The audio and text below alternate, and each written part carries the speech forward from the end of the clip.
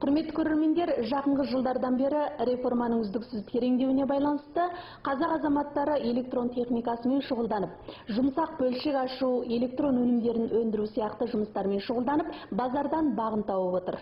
Айдарымыздың кезекті берілімінде Шинжаң ғылым техника газеті мекемесі парткомының шузия, чолушы Бақытқан Біләлұлы және Үрімжі Бәйтерек ғылым техника серіктестігінің меңгерушісі Ғалымбек Қызырбекұлы мен осы қазақ азаматтарының электрон кәсібімен шұғылдану жағындағы мәселелер жайында сұхбат беріледі. Бақытқан аға, енді осы реформаның тереңдеуіне, экономиканың дамуына байланысты еліміздің сан салалы кәсіптері ұшқан құстай дамып бара жатыр. Соның қатарында еліміздің электрон техникасын негіз еткен экономиканың дамуы қалай болып жатыр? Сол жағында біраз тоқтала кетсеңіз. Енді бұл ғылым техника өндіріс әмәлиятынан келеді. Сол арқылы өндіріс әмәлиятына қайтып, өндірістің өркендеуіне, халық тұрмысының жақсаруына ғылым техника ерекше рөл атқарады. Бұл ғылым техниканың ролы шексіз. Әзірге дейін біздің адамзат 5 реткі ғылым техника дәуірін бастан кешірді. Біз қазір жоғары жаңа ғылым техника дәуірінде тұрмыз. Электронды миышық тапқырланғаннан кейін бұл электрон техникасы ерекше дамыды.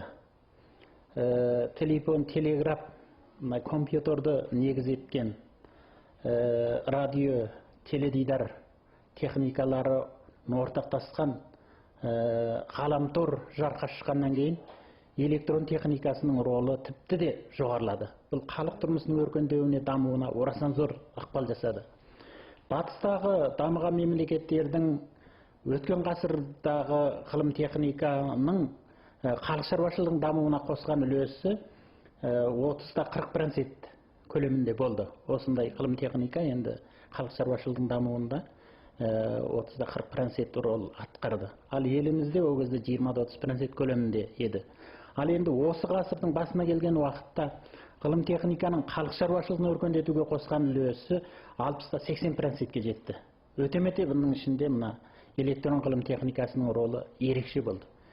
Халықтың тұрмысынан тартып өндірісіне дейін, завод-фабрикалардың цифрласуына дейін түгелдей осы электронды ғылым техниканың арқасында ғарышта дамыды.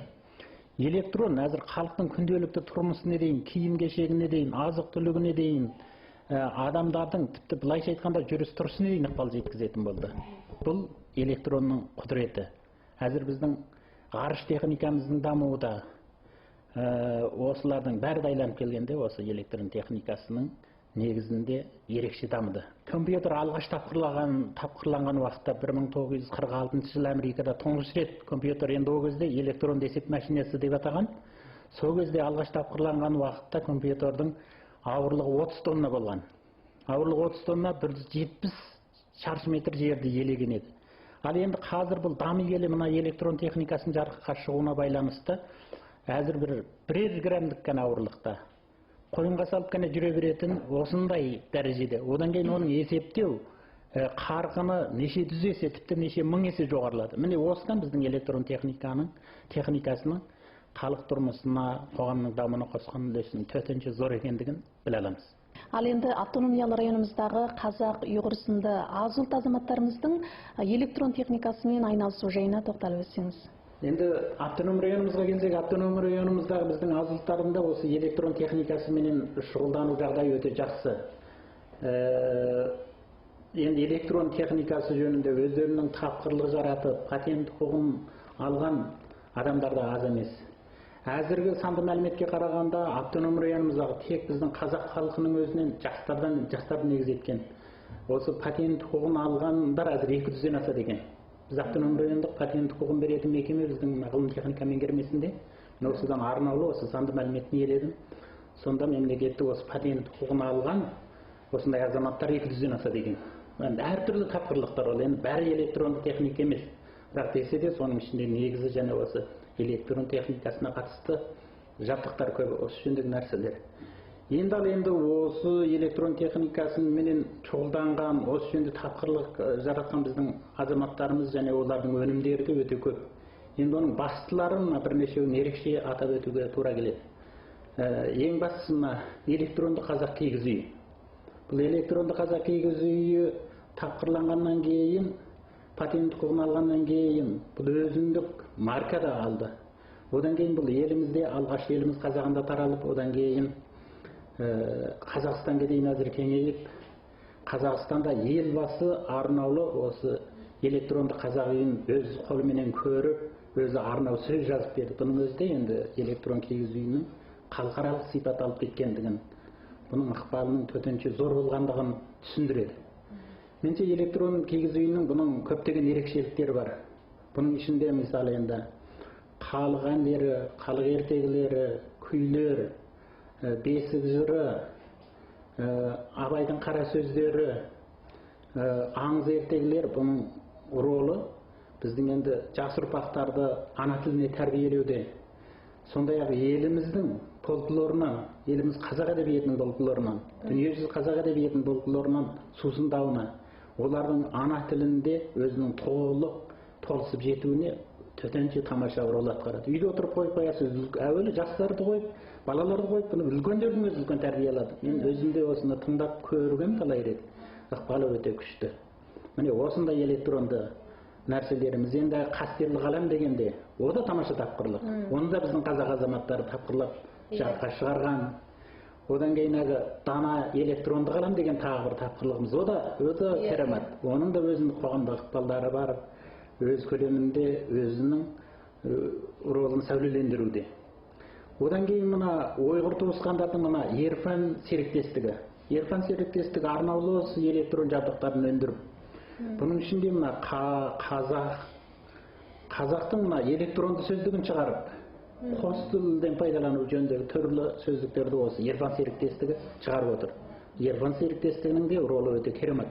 Бұны ойғыр туысқандар жасап өндірген, бұның өзіндік әзір ролы да өте тамаша болуда. Енді осы ұқсаған біздің өнімдеріміз әзір енді қоғамда өз ролын сәулелендіруде өте жақсы. Қалымбек, сен емессіз. Енді осы бүгінгі күндері көп алармандарға таныс болып кеткен электронды өнімдеріміздің бірі электронды киіз үйдің жобаланып өндірілу барысын қысқаша таныстыра кетсеңіз. Ұрпақ игілігіне үшін осындай бір электронды қазақ үй жасауды көзді ұстадық. Біз басында бұны ойластырғанда біз қалай жасайық? Бұған бір әже мен атаны жасап шығайық па деп ойладық. Осы әже мен атаны сөйлетейік пе, осы кісілердің мүсінін жасап.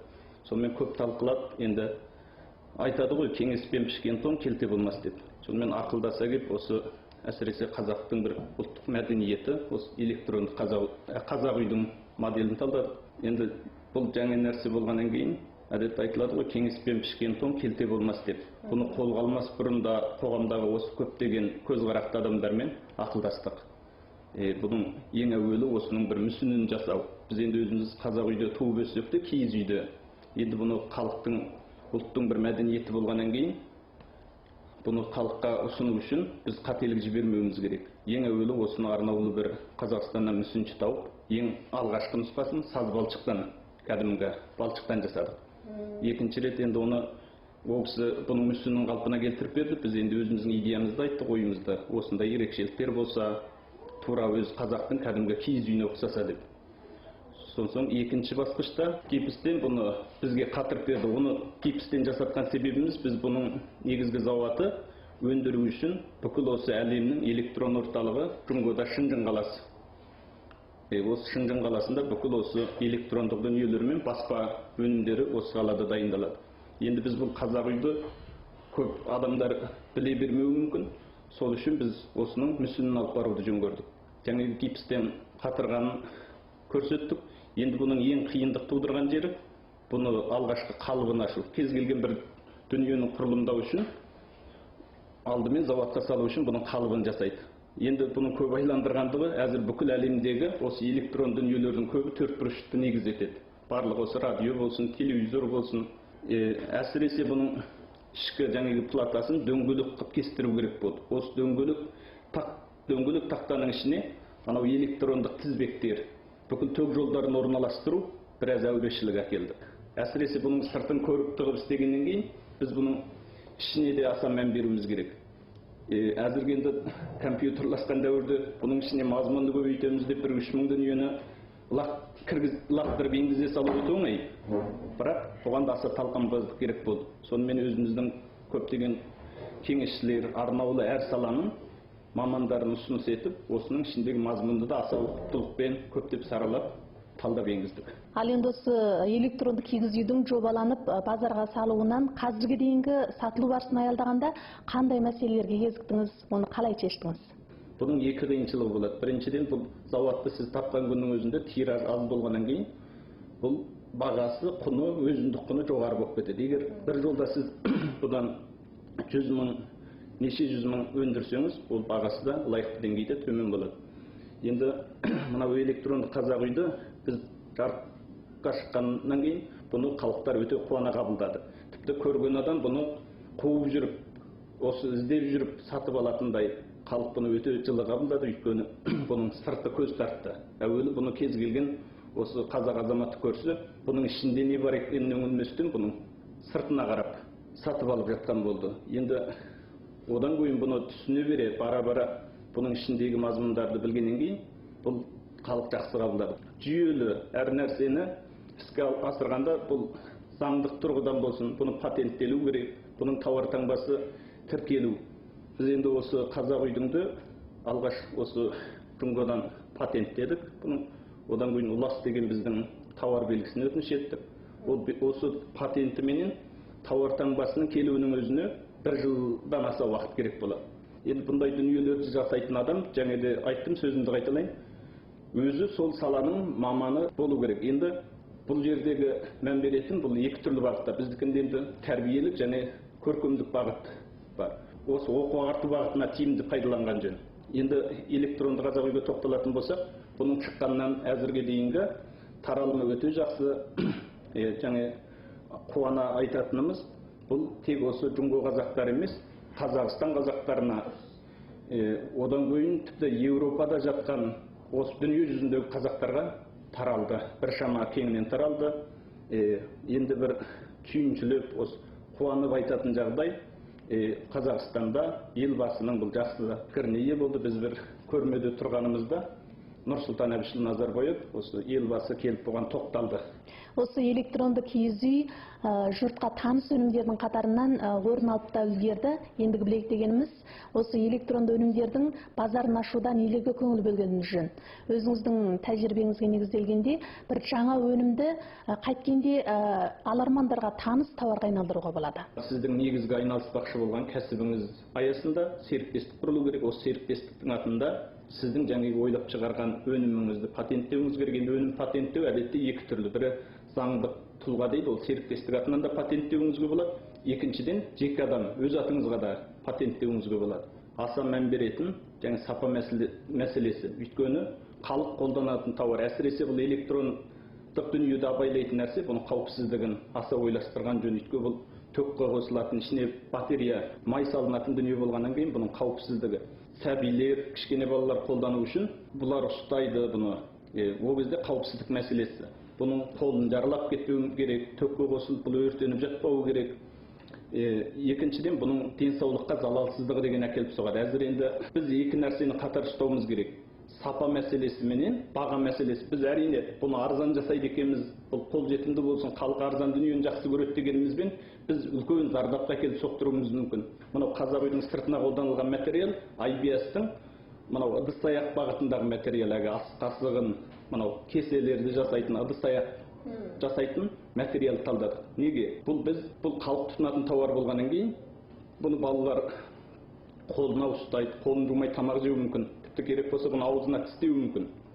Ол әзір мынау жалған дүниенің, әсіресе мына сөйлеу дүниелердің адам денесіне зияны өте жоғары.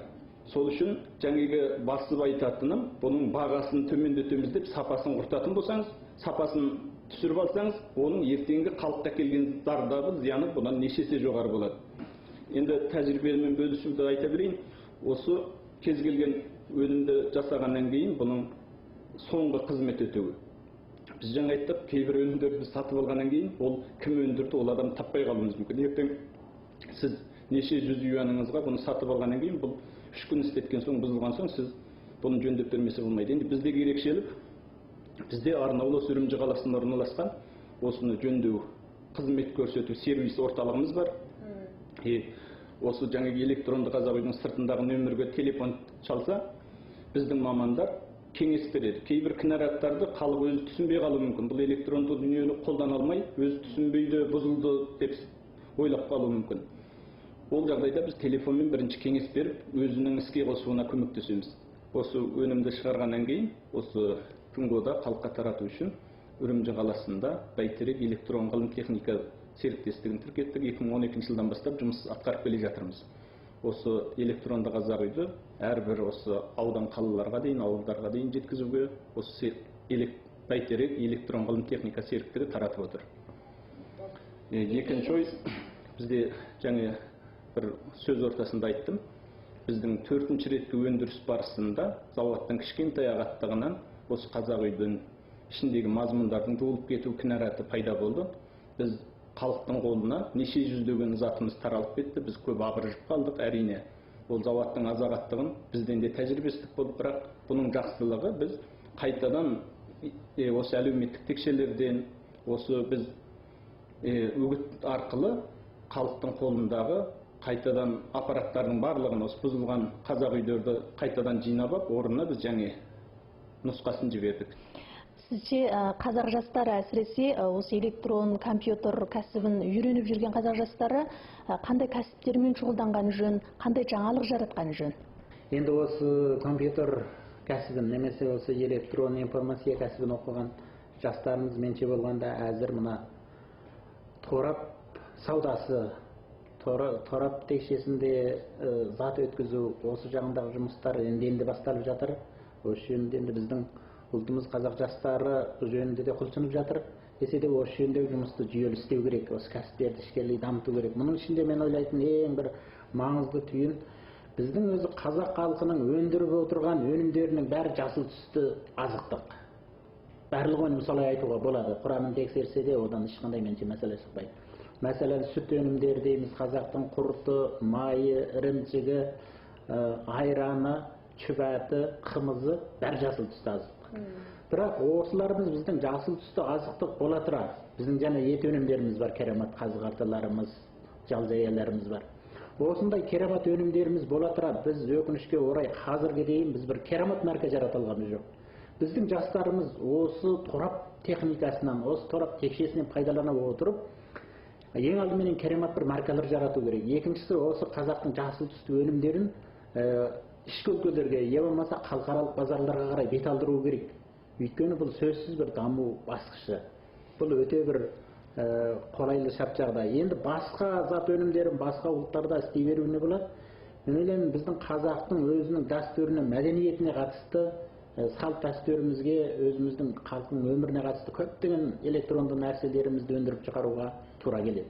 Енді біздің жастарымыз осы жағына ерекше күш шығару керек деп ойлаймын. Сонда ғана біздің ұлтымызды дүниеге әйгілейтін бұл бір тамаша орай, әрі біздің өнімдерімізді, өзімізді дүниеге әйгілейтін бір тамаша орта қалыптасар еді.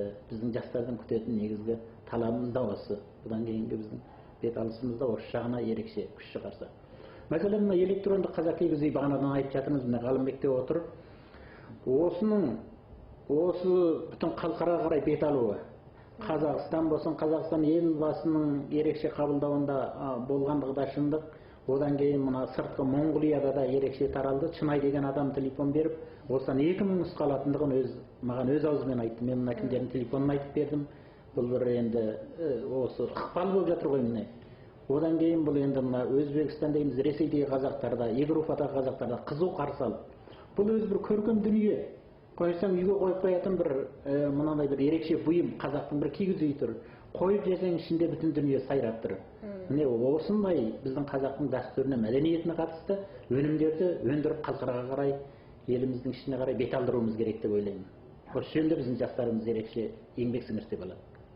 Құрметті сыйлы қонақтар, қымбатты уақыттарыңызды қиып осы сұхбатқа қатынасқандарыңызға көптен көп рахмет.